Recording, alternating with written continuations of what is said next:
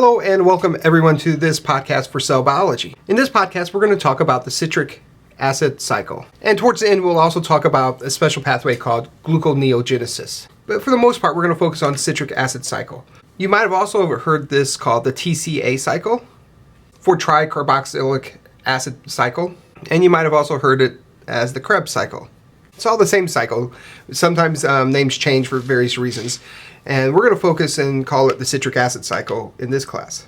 I want to begin with a discussion, brief one, about acetyl-coenzyme A and why this is important. Acetyl-CoA has the molecular structure of this. It is important because it is this acetyl-CoA that enters into the citric acid cycle. As we'll learn in a moment, the citric acid cycle produces several NADH molecules and an FADH2 molecule, which is important for electron transport and for the production of the considerable amount of ATP that's produced in a cell. But we'll come back to that in a moment. I want to focus on acetyl-CoA. More importantly, I want to focus on how it is produced in the cell. Okay, so where does acetyl-CoA come from? How does the cell produce it? There are three main pathways we're going to talk about. Acetyl-CoA can be made from the breakdown of glucose, which is then made into pyruvate through glycolysis, and then pyruvate is converted into acetyl-CoA. Secondly, we can take fats, or rather our cells can take fats, and they can break that down into fatty acids, and those fatty acids can be converted into acetyl-CoA. And lastly, proteins can be metabolized into amino acids, and those amino acids can then be converted into acetyl-CoA. We're going to talk about each of these. We're going to talk mainly about the first step here, the first example, and then we'll spend a little time talking about fatty acids, and then even less time talking about amino acids. But we'll talk a little bit about all three of them. So I'm going to draw a mitochondria. The conversion of these three substrates into acetyl-CoA occurs in the mitochondrion, and the citric acid cycle occurs in the mitochondrion. Now remember, in the cytoplasm, glucose is converted into pyruvate through glycolysis. Pyruvate then crosses the mitochondrial membranes and enters into the matrix of the mitochondrion. Let's go ahead and take a moment here to label the parts of the mitochondrion, just so we're familiar with them. The inside of the mitochondrion, the lumen of it, is called the matrix. This membrane on the inside is called the inner membrane.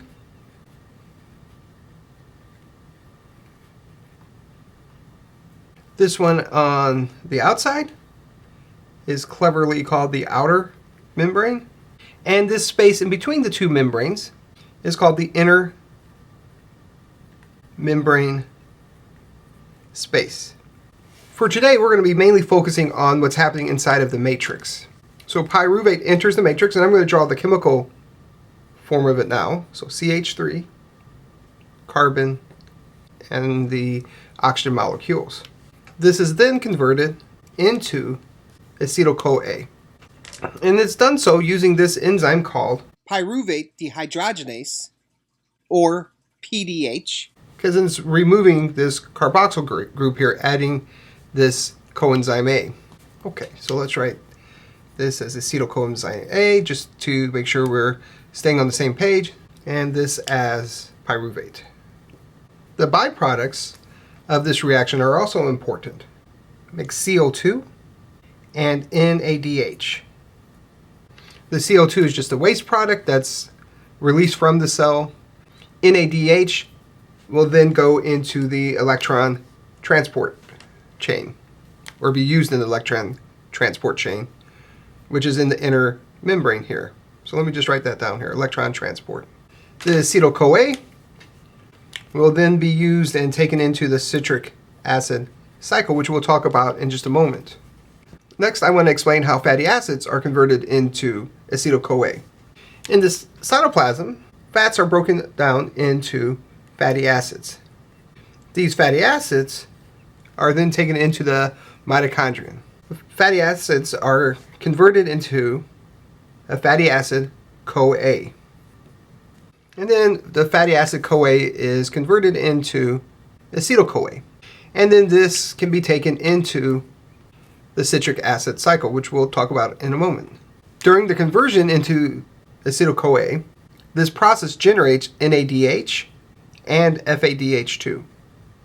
Both of these are activated carriers which will deliver electrons into electron transport, whereby they will generate a considerable amount of energy. Now remember, these fatty acids that are coming into this system here can contain many hydrocarbons, 16, 18, 20. During this process, we're just removing 2. So what happens is this fatty acid CoA will continuously remove 2 hydrocarbons to produce acetyl-CoA. And it'll keep doing this reaction until all the carbons in this chain, or in these chains, are converted into the 2-carbon acetyl-CoA. So you can see how by the breakdown of fatty acids, we can generate a great deal of NADH and FADH2. We call this process of going from fatty acid CoA, or ultimately fatty acids, to acetyl-CoA as beta oxidation. Okay, next we're going to talk about how amino acids are converted into acetyl-CoA. And I don't want to say too much about this except just this little bit.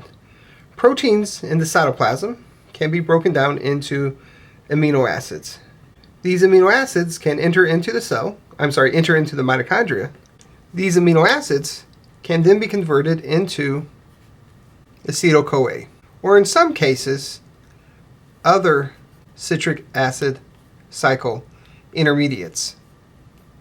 I just really want you to know that amino acids are one of the molecules that can be converted into acetyl-CoA. Now, if this were a bacterium, this would be the cytoplasm. This would be the inner membrane of the bacterium. This would be the outer membrane of the bacterium. So you can see how bacteria, just like the mitochondria, utilize this space and the membranes to produce energy for that cell in much the same way that the mitochondrion does in eukaryotes. Okay, so we just made acetyl-CoA on the previous whiteboard. Now what are we going to do with it? Well, acetyl-CoA can be used as a substrate for many reactions in the cell, but in this case, we're going to use it in the citric acid cycle. Now I drew this as a circle because this is a cycle. It's not like glycolysis where it's a series of reactions. And we'll talk about why it's a cycle in a moment. The citric acid cycle produces several things. It produces CO2, it produces water, and these two are byproducts of the reactions. And it also generates GTP and NADH and FADH2. CO2 and water are eliminated. GTP is converted into ATP. The terminal phosphate group on GTP is transferred to ADP to produce ATP. NADH and FADH2, they move to the inner membrane where they transport their electrons to the ultimate process of generating more ATP through oxidative phosphorylation. Though I haven't said it before, but I'll say it now, and we'll come back to this when we talk about electron transport. After they've donated their electrons, it generates NAD plus and FAD plus. These are necessary to be regenerated so it can be recycled and go back into the citric acid cycle. If they weren't, then the citric acid cycle would stop and you wouldn't make more NADH or FADH2, and that would be detrimental to the cell. I think it's appropriate now to talk about a misconception. We know that to go from pyruvate to acetyl-CoA through electron transport and oxidative phosphorylation, that oxygen is required. We need it specifically for oxidative phosphorylation, where it acts as that final electron acceptor to generate water, but it's also required for this citric acid cycle. We know the citric acid cycle will stop without oxygen. And there is this misconception that oxygen is used to produce carbon dioxide. This turns out to be false. This CO2 is actually made by using the oxygen from another water molecule. So why is oxygen needed? Well, oxygen is needed in electron transport. And as I just said, it produces NAD plus and FAD plus. So oxygen is required for the citric acid cycle so that we can regenerate NAD plus and FAD plus for the citric acid cycle. If you didn't have oxygen, you would not be able to have the electron transport proceed with oxidative phosphorylation to use the NADH and to recycle NAD plus and FAD plus back to the citric acid cycle. So it needs oxygen in an indirect role, but a very important role. Now I want to say just a little something about these enzymes that we find in the citric acid cycle and ultimately in oxidative phosphorylation. And I want to talk about their evolution. So citric acid cycle and oxidative phosphorylation enzymes are about 1 to 2 billion years old. Those enzymes have been around for 1 to 2 billion years. And we know that because this is when oxygen appeared on Earth. So it's reasonable to assume that when oxygen appeared on Earth, organisms adapted to the presence of this potentially toxic chemical. They adapted to use it. We know that life started about 3.5 billion years ago. So for most of that time of life, there was no oxygen consumption. There was no need for these enzymes. All life existed due to anaerobic metabolism. It wasn't until oxygen appeared, like I said, 1 to 2 billion years ago, that organisms needed to metabolize it, respond to it, so they were not poisoned by it. Okay, now I want to spend a little bit more time with the citric acid cycle and talk about it in greater detail. I'm going to start with oxyl acetate. Oxyl acetate is 4 carbons long. It's going to interact with acetyl-CoA. It's going to generate coenzyme A in the process, but as we begin the citric acid cycle, it's going to generate our first product, citrate. The 4 carbons from oxyl acetate and the 2 carbons from acetyl-CoA gives us a 6 carbon molecule. Citrate is then converted into alpha ketoglutarate. This produces CO2 plus NADH. We just lost that carbon from the citrate to make the CO2, so now we're down to a 5 carbon molecule in alpha ketoglutarate. Alpha ketoglutarate is then converted into succinyl-CoA. In this process, we generate another CO2 and another NADH.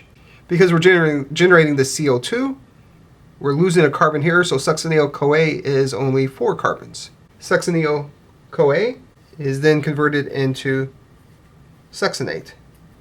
In the production of succinate here, we make 1 GTP molecule, which, as I said before, can be converted into an ATP.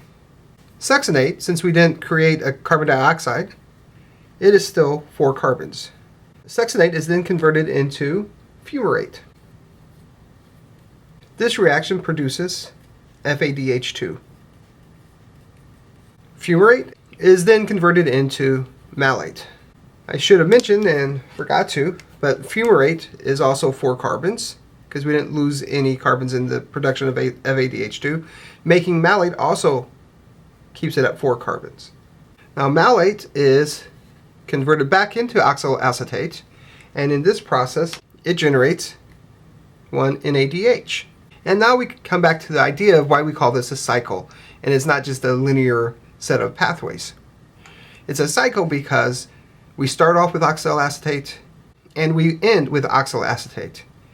If we didn't have the production of oxyl acetate at the end, the cycle would not continue.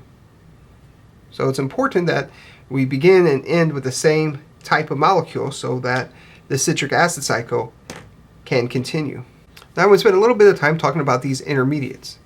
These intermediates can be used to synthesize other organic molecules. For instance, citrate can enter into a pathway to produce cholesterol and fatty acids.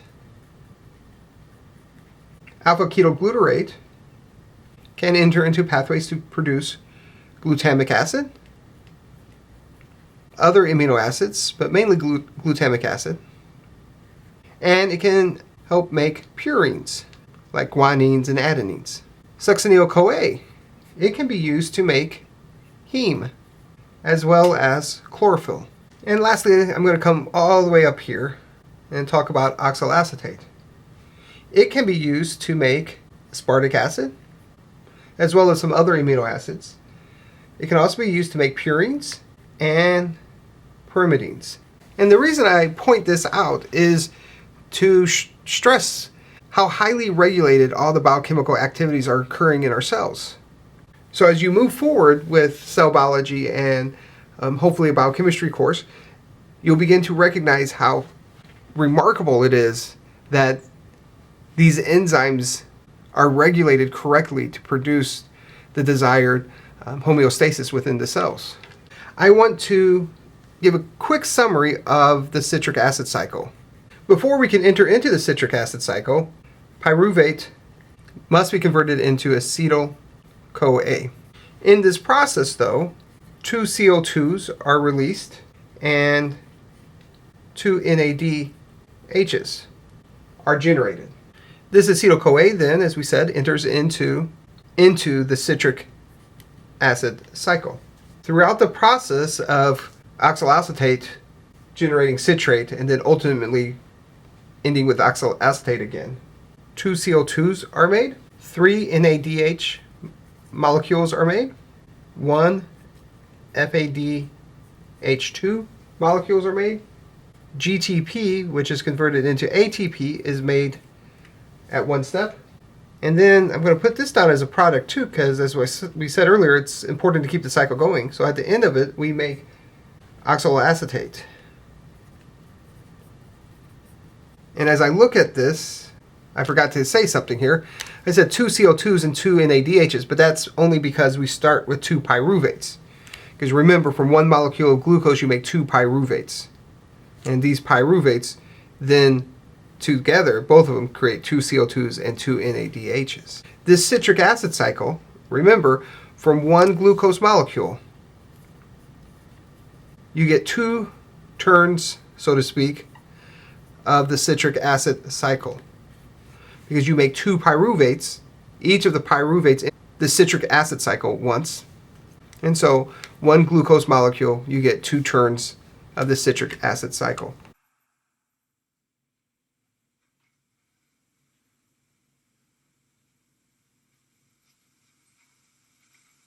You're still here? It's over. Go home.